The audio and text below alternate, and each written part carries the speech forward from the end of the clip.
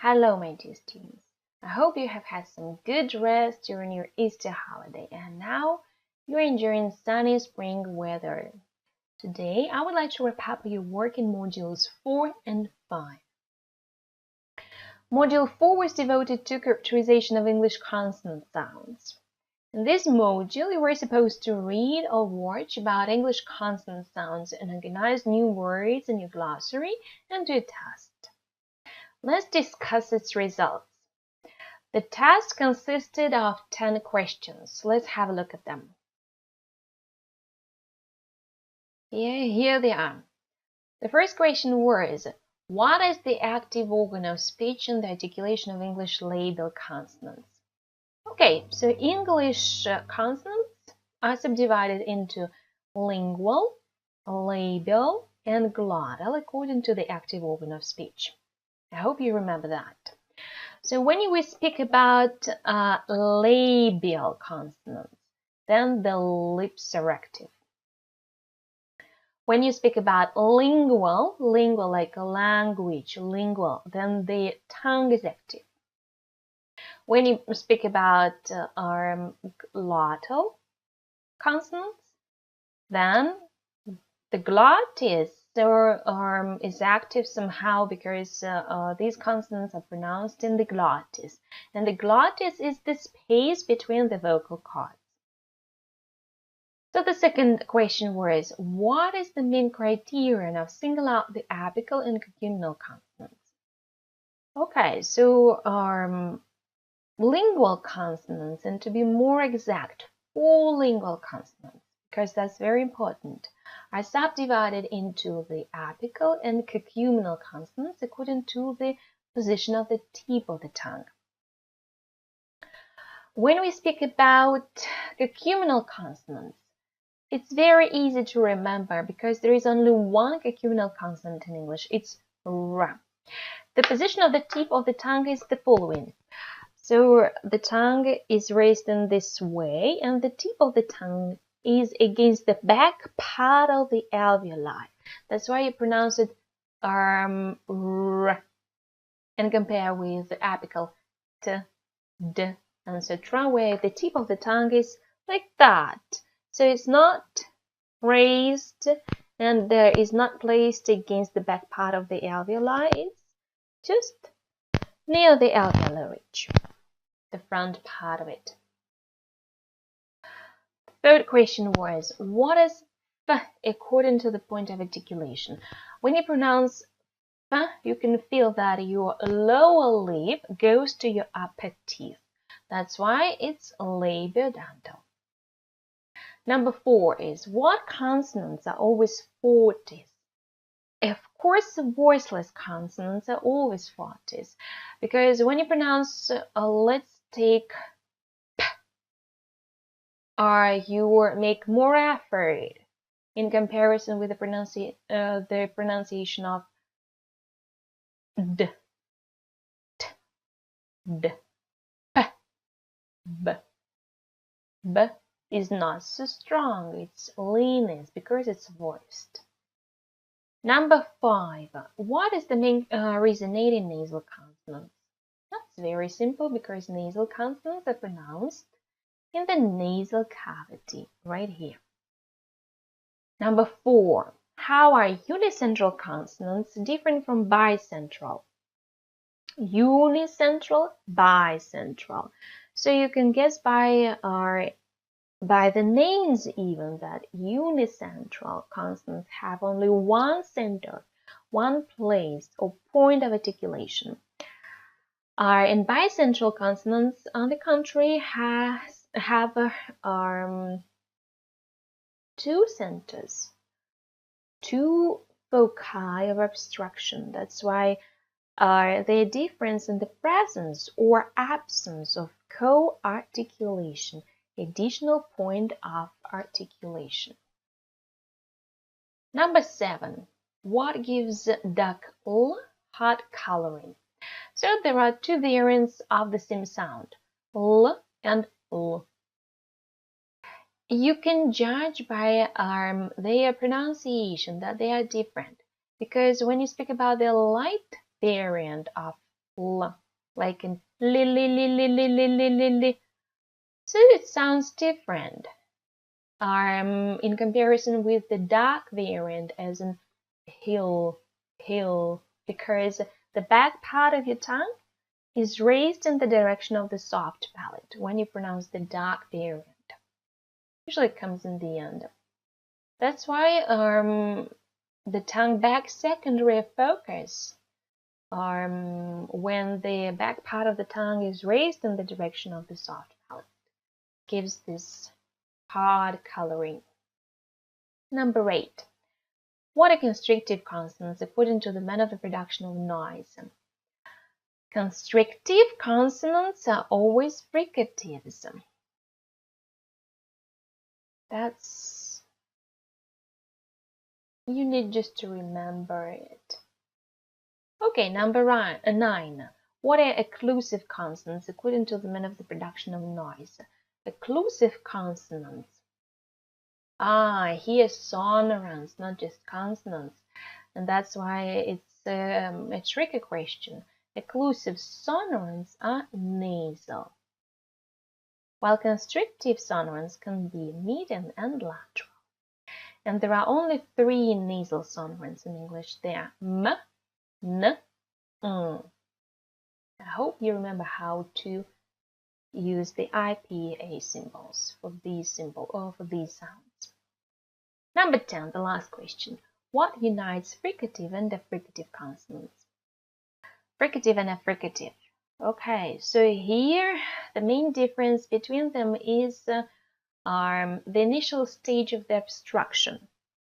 When you have affricative consonants, there are only 2 affricative consonants in English, by the way. They're ch and j. They're complex sounds. That's why, first of all, there is a complete obstruction, and then it gradually opens, and the stream of air is released with the sound of friction. When you take, for example, fricative consonants, for example, initially an incomplete obstruction is formed, and the stream of air is gradually released with friction. That's the difference and the similarity. And what unites them? Of course, the stream of air is released with friction. All the questions were, on the one hand, quite easy, and on the other hand, quite tricky, because you need to know the material very well.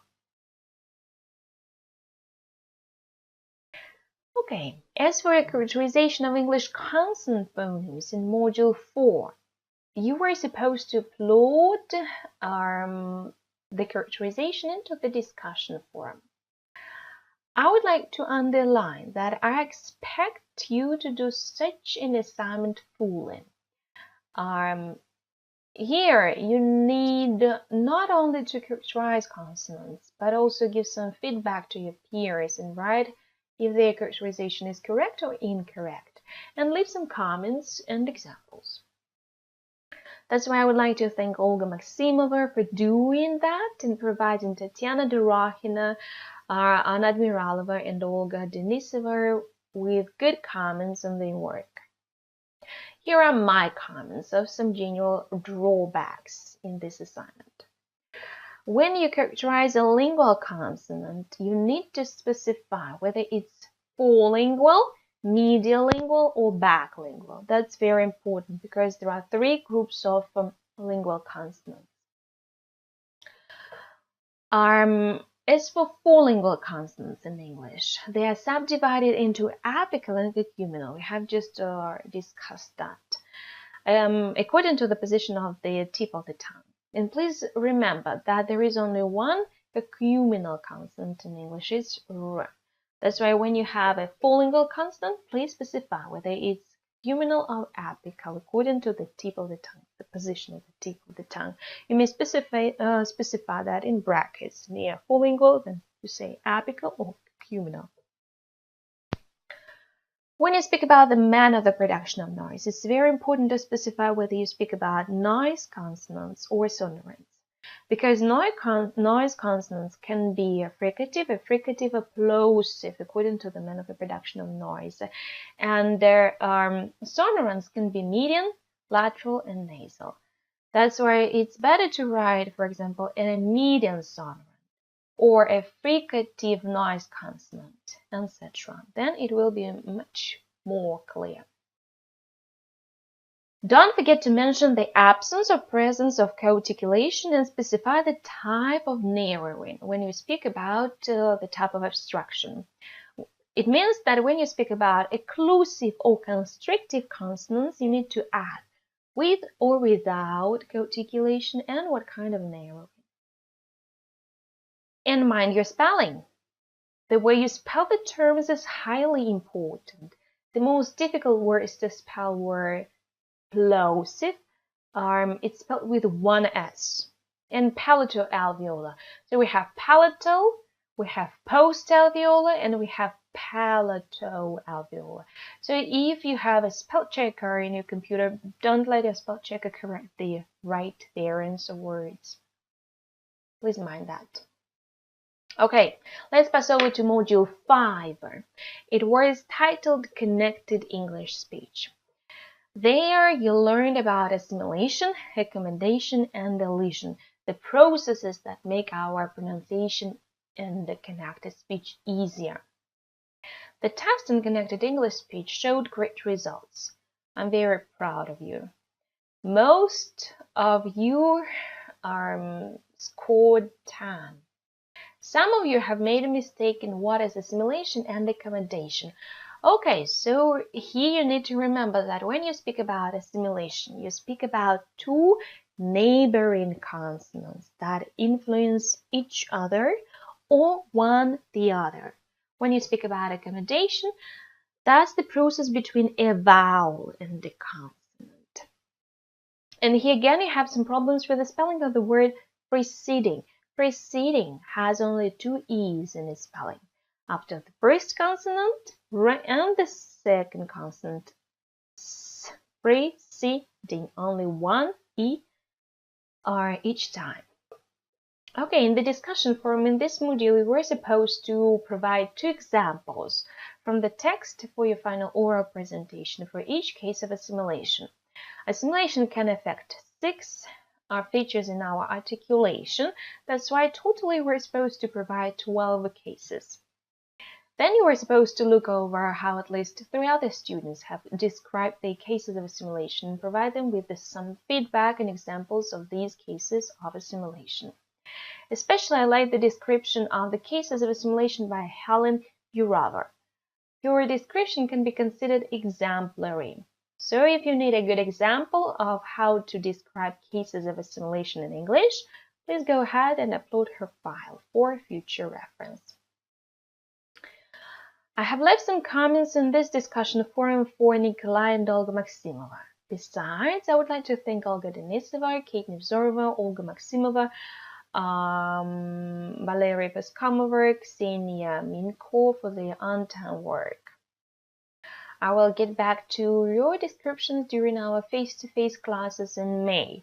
That's why I would like the other students to hurry up and finish their work in Module 5. There is one more module you need to do before a spring session, but that's quite easy because you won't need to learn anything new there. Just practice and collect some material and print out some handouts. Module 6 gets you ready for our intensive but rather interesting classes of English phonetics during this spring. First of all, you need to finish your individual pronunciation practice on connected speech and complete a special flow chart. You will find it attached on Moodle in Module 6. Then you need to read attentively about our classroom policy and follow these rules for a better result, finally. All the materials and handouts that you need to bring are listed in the file that's called What is Needed for Your Spring Term Classes of English Phonetics. It is of utmost importance to have everything ready beforehand before you come to Nizhny Novgorod State Linguistic University. I would like to remind you about your final oral presentation and your individual listening and pronunciation practice on English vowels and consonants.